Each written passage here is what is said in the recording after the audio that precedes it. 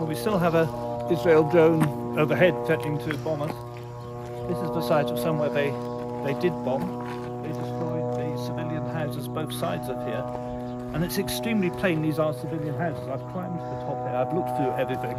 There's nothing whatsoever to, justify the claims of Hezbollah installations or missile bases or anything. These were civilian homes. The detritus is plainly, it's heartbreaking. 2 people died here on this spot. 12 more were seriously injured.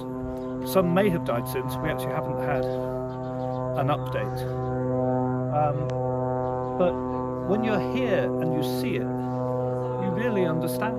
You really understand. And we are surrounded by other buildings which have become uninhabitable because of these blasts. So the total number of people who lost their homes here would be 10 or 12.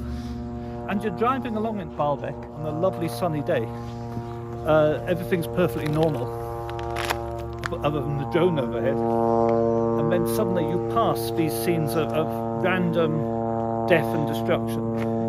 It's really horrifying.